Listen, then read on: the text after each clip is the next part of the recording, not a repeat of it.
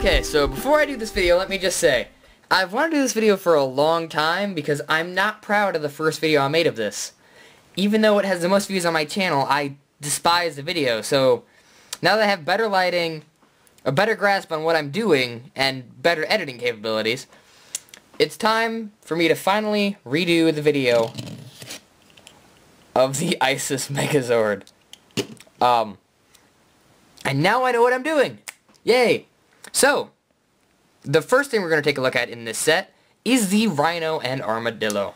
Okay, so here we have the Rhino Zord, and it's a huge blue rhino. I like this guy. He's hefty. Diecast, diecast, diecast, diecast, diecast, diecast, diecast. This is hefty. Armadillo even has a little bit of diecast here and there. So what you can do is just tab the Armadillo up there, loosely. Then the Armadillo rides around on the Rhino. Yay! And as you all know, something you can do is if you take the tail, tuck it in, take this new tail out, like so, fold the head in, curl it into a ball, and then close it up. You have the Armadillo in ball mode. And then you can take it, sit it like so it doesn't roll away. Use the Rhino horn, push the back horn, and miss completely. No. You have to line it up again, if you suck like me, and pew! And it launches the Armadillo! And something else I discovered is if you pop the tail back out, which is via that tab, you can sit it down, and it won't roll, because it uses the tail as a kickstand. So if you want it posed like it's kicking it, then you can do that.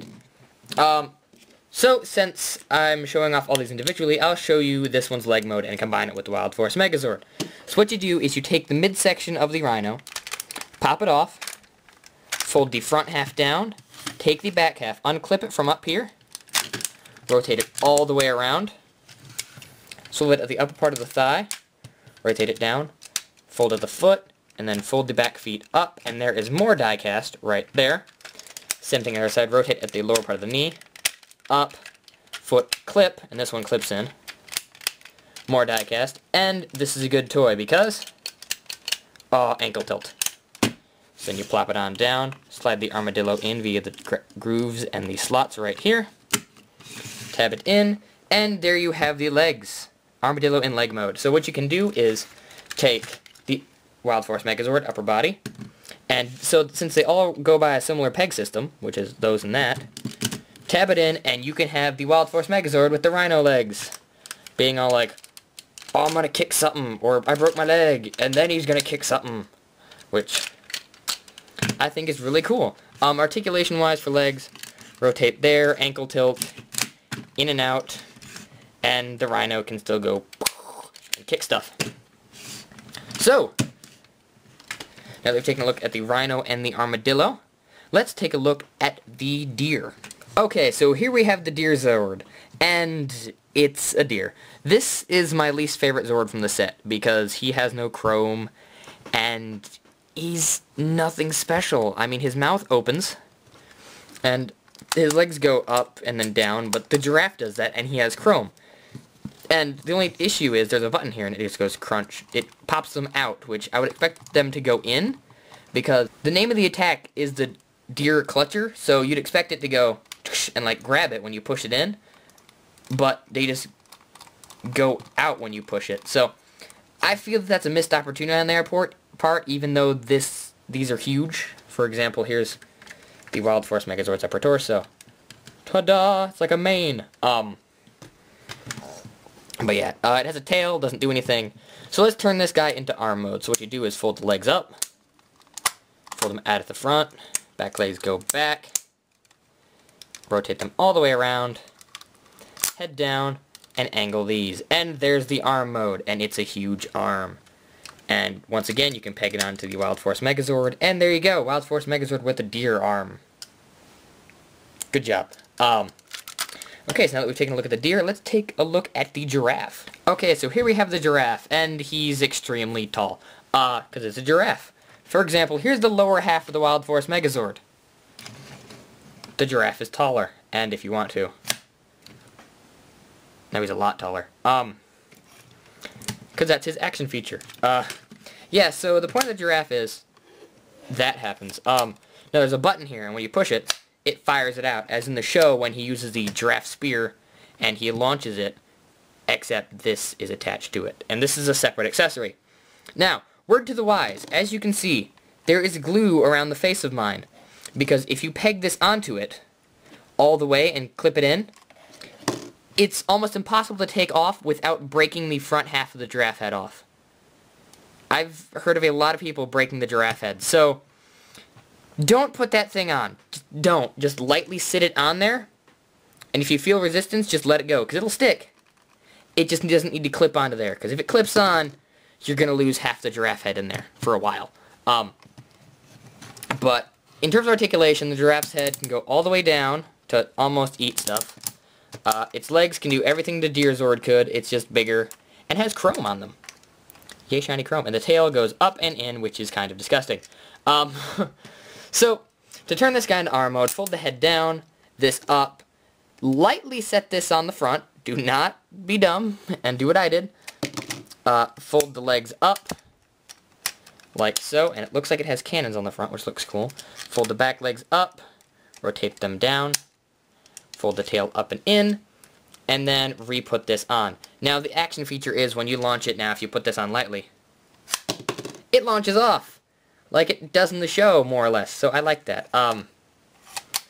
So, you can peg this guy anywhere the Deerzord can go, same thing, and it's pretty nice. This is one of my favorites. So, last but not least, let's take a look at the Falconzord. Okay, so here we have the main reason that I prefer the American version of this set, and that is the Falconzord. And I'm going to have to freehand this because this is such a big Zord, but look at that wingspan. This is a beautiful Zord in every way, and for storage you can pop the wings off, which I'm going to do right now just for the sake of room. So, now he has no wings, but he's still huge because of this tail. Now, the reason the American's better is because down here, don't look at that like that, there's a speaker. Oh, that looks cool. There's a speaker right there. The Japanese version, this entire back section was hollow. So in America we decided, alright, let's change this, and we put a power switch on the tail. When you flip it up, it makes no sound, but this first button makes a firing sound effect. The back button makes an explosion. And the middle button makes a falcon scream. So if you do it right, you can go, or just have the launch, and you can have it explode at the end, which I think is really cool. So let's turn this guy into an upper body so he can take up less room. So first thing you want to do, fold the tail up, which is on a nice ratchet on the way down, not the way up. Fold this little black panel down, which that's important because I've seen people struggle to get the head down for hours without realizing the black panel was not down. Fold the head down a little bit, rotate it down, clip it into place, take the head of the Megazord, fold it up, fold that bit back, flip the panel up, and then just compress the legs, and they will line up nicely. And there you have the upper body. Now let's attach the wings real quick, so you can see how just massive this Megazord's upper body is, and why this is probably my favorite Megazord from Wild Force, if not one of my favorite Megazords overall. Individually, that is, not counting combinations, because, oh, this guy combines with stuff. So there he is, in all of his winged glory, and he's huge. And they can go forward if you want them to, but I'll show you that in a minute. So let's get this guy combined with everyone else. Also, these little bits go out. So what you want to do is take the Rhino, sit him down, peg this onto the top, then fold the tail down for support so it has a tripod effect. Like so, fold that little horn up, little bit of a pan. Oh man, this guy's huge. Take the giraffe sword, and I prefer to put him on this side due to the spikes on the Rhino, so they hit the side of the face. Same thing with the Deerzord, peg him on. And there is the ISIS Megazord, the American version in all of its glory. And man, this is a good-looking Megazord. Huge wingspan. I mean, just massive. It's too big to fit on my screen. Here's the Falconzord, which is known for having a huge wingspan. Let me just sit him back there slightly above. Yeah. If you were to do it right, the Falcon Zord can just disappear behind the wingspan of the Isis Megazord. Oh, this guy's beautiful. A cool thing you can do, though, is when you fold these panels up, you can then fold them in front of the Megazord.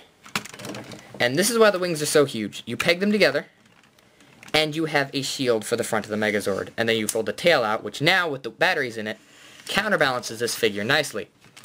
So let's take a look at the front here. And yeah, that is how a Megazord with a shield should be done.